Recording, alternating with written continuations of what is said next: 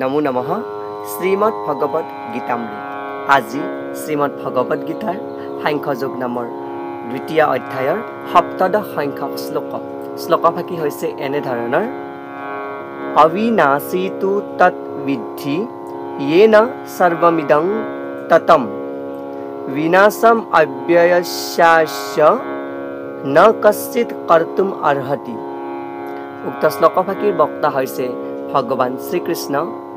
শ্লোকভাগীৰ অসমীয়া ভাৱাৰ্থ হৈছে এনেধৰণৰ: যিটোৱে এই সমগ্ৰ দেহাটো বিয়পি আছে তাৰ কোনো বিনাশ নাই বুলি জানিবা।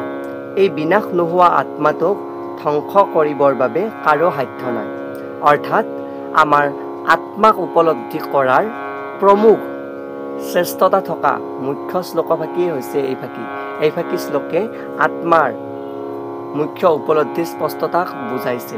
কিয়নো যি আত্মাটো সমগ্ৰ দেহত বিয়পি থাকে সেই আত্মাটো আমাৰ স্পষ্টভাৱে এই দেহটোতে বিৰাজমান। কিয়নো ইয়াতে উল্লেখ কৰিছে যে যিটো সমগ্ৰ দেহ ব্যাপী বিৰাজ কৰিছে তাক কোনো লোকেই উপলব্ধি কৰিব পাৰে। সেয়ে হ'ল চেতনা, যাক উপলব্ধি কৰিব পাৰে, মানে আত্মাটোক উপলব্ধি কৰিব পৰাজনে হৈছে চেতনাসুলভ জীৱ।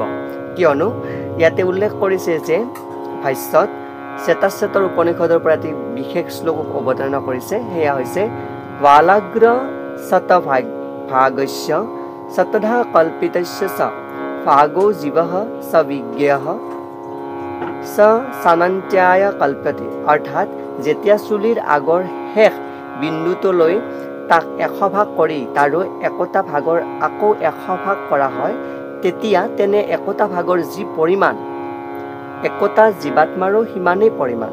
অৰ্থাৎ আত্মাৰ ভাগ ভাগ কৰি যি এটি অনুৰ সৃষ্টি হয়, যি এটি অনুৰ পৰা 100% যি ক্ষুদ্ৰ ভাগ বা যি ক্ষুদ্ৰ পৰিমাণ তাৰ পৰাই জীৱাত্মাৰ সৃষ্টি হয় বুলি কৈছে, বা সেই জীৱাত্মাৰ সিমানেই পৰিমাণ বুলি কৈছে। লগতে আকৌ এটি শ্লোক অৱতাৰণা কৰিছে ইয়াতে, কেশাগ্ৰ শতভাগস্য শতাংশ সদৃশাত্মকঃ জীৱঃ সূক্ষ্মস্বৰূপো অহং সখ্যাতীতো হি চিৎকণঃ। অৰ্থাৎ চুলিৰ আগৰ শেষ বিন্দুৰ 10,000 ভাগৰ এভাগৰ সমান আৰু চেতন জীৱাত্মা কণিকাবিলাকৰো সীমা সংখ্যা নাই। মানে আমাৰ যি চেতন জীৱাত্মা সেই চেতন জীৱাত্মাসকলৰ সীমা সংখ্যা নাই। কিয়নো মোৰ এটা আত্মা আছে, আপোনাৰ এটা আত্মা আছে, মানে জীৱাত্মাৰ ভিন্ন ভিন্ন প্ৰত্যেকৰে তাতে ভিন্ন ভিন্ন তাৰ মানে জীৱাত্মা আছে।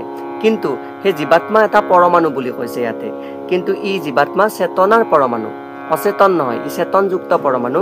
ই আন পাৰ্থিৱ বস্তুতকৈ পৰমাণুতকৈ সৰু, মানে পাৰ্থিৱ যি অণু আছে তাতকৈ তাৰমানে ই সৰু, ক্ষুদ্ৰতম। লগতে মুণ্ডক উপনিষদত আকৌ এটা বিশেষ শ্লোকৰ অৱতাৰণা কৰিছে, অণু পৰিমাণৰ চেতন জীৱাত্মাৰ পৰিমাণ বৰ্ণনা কৰিছে। ইয়াতে শ্লোকভাগী হৈছে এনেধৰণৰ: এষ অনুৰাত্মা চেতসা বেদিতব্য যস্মিন প্ৰাণঃ পঞ্চধা সংবিবেশ প্ৰাণৈচিত্তং সৰ্বম ওতং প্ৰজানাং যস্মিন বিশুদ্ধে বিভৱত্যে স আত্মা। অৰ্থাৎ আত্মাটো অনুৰ পৰিমাণ, মানে আমাৰ যিটো আত্মা সেই আত্মাটো হৈছে অনুৰ দ্বাৰাই সৃষ্টি হোৱা বা অনুৰ পৰিমাণ। তাক উত্তম বুদ্ধিৰে অনুভৱ কৰিব পাৰি, মানে উত্তম বুদ্ধিৰ দ্বাৰাহে তাক অনুভৱ কৰিব পৰা হয়। এই অনুপৰিমাণৰ আত্মাটো প্ৰাণ, অপান, ব্যান, সমান আৰু উদান এই পঞ্চপ্ৰাণৰ প্ৰকাৰৰ বায়ুৰ দ্বাৰাই উপঙি থাকে আৰু হৃদয়ৰ ভিতৰত অৱস্থান কৰে, আৰু এই আশ্ৰয় লৈ থকা সমগ্ৰ দেশৰ ওপৰতে তাৰ প্ৰভাৱ বিস্তাৰ কৰি থাকে। যেতিয়া আত্মাটো 5 বিধ পাৰ্থিৱ বায়ুৰ কুলহতাৰ পৰা মুক্ত হ'ব পাৰে, তেতিয়াই সেই নিজৰ আধ্যাত্মিক প্ৰভাৱ দেখুৱাব পাৰে। অৰ্থাৎ ইয়াতে এই পঞ্চপ্ৰাণৰ কথা মুণ্ডক উপনিষদত উল্লেখ কৰিছে। এই পঞ্চপ্ৰাণৰ লগতে মুণ্ডক উপনিষদৰ প্ৰমুখভাৱে বেদান্ত সাৰতো এই পঞ্চপ্ৰাণৰ কথা ভালকৈ ব্যাখ্যা কৰিছে। তাৰোপৰি সাংখ্য দৰ্শনৰ পৰা 5টা মুখ্য প্ৰাণৰ অৱতাৰণা কৰিছে যাতে গৌণ হিচাপত। সেয়া হৈছে নাগ, কুৰ্ম, কৃকাল, দেৱদত্ত আৰু ধনঞ্জয়। তাৰ লগতে ইয়াতে উল্লেখ কৰিছে যে শুদ্ধ আত্মাটোক আৱৰি থকা এই 5 বিধ বায়ুক বিভিন্ন আসনৰ জৰিয়তে নিয়ন্ত্ৰিত কৰাটোৱে হঠযোগ পদ্ধতিৰ উদ্দেশ্য, মানে হঠযোগৰো উদাহৰণ ইয়াতে দিছে, যিটোক এই পঞ্চপ্ৰকাৰৰ প্ৰাণবায়ুৰ দ্বাৰাই নিবাৰণ কৰিব পাৰি বা নিয়ন্ত্ৰণত ৰাখিব পাৰি। সেয়াই হৈছে হঠযোগ। ইয়াতে বিষ্ণু সৰ্বব্যাপী কৰ্তা বুলিও কৈছে। তাৰ উপৰি ইয়াতে শেষত উল্লেখ কৰিছে যে পৰমাত্মাৰ পৰা ওলাই অহা তেনে অনুপৰিমাণৰ জীৱাত্মাবিলাকক সূৰ্য ৰশ্মিত থকা পৰমাণুবিলাকৰ লগত তুলনা কৰা হয়। সূৰ্য ৰশ্মিত অসংখ্য উজ্জ্বল কণিকা থাকে। সেইদৰে পৰমেশ্বৰৰ অংশৰূপে জীৱাত্মাবিলাক হ'ল পৰমেশ্বৰৰ গাৰ পৰা ওলোৱা ৰশ্মিৰ মাজত থকা অনুপৰিমাণৰ ফিৰিঙতি। মানে পৰমাত্মাৰ পৰা ওলোৱা যি ৰশ্মি বা সূৰ্যৰ ৰশ্মিত থকা যি অসংখ্য কণিকা, সেই কণিকাৰ পৰা সৃষ্টি হোৱা ক্ষুদ্ৰ ক্ষুদ্ৰ অনুৰ পৰিমাণ হৈছে এই জীৱাত্মাসমূহ। পৰমেশ্বৰৰ গাৰ পৰা ওলোৱা ৰশ্মিক বোলা হয় প্ৰভা বা উৎকৃষ্ট শক্তি।